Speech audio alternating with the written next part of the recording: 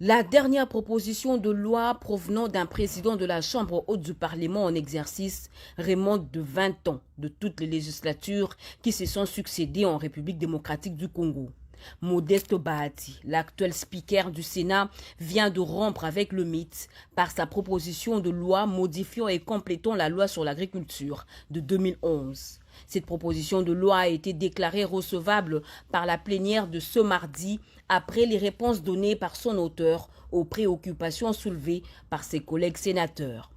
Il s'agit des questions spécifiques sur la crainte de perdre la souveraineté en acceptant les investisseurs étrangers dans l'agriculture, le niveau de participation des nationaux ou de l'État dans les entreprises étrangères ainsi que des routes de desserte agricole. Le président du Sénat a rassuré qu'aucune terre ne sera vendue aux étrangers car déjà protégée par l'article 80 du Code foncier.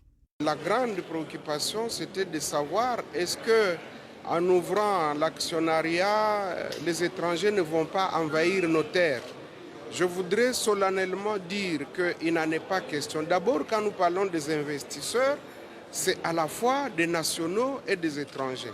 Les étrangers, eux, conformément aux articles 110 et 111, n'ont droit qu'à l'amphithéose, c'est-à-dire que le bail de la terre pour une durée de 25 ans, renouvelable. Donc c'est juste une location de terre, mais la terre appartiendra toujours à l'État congolais.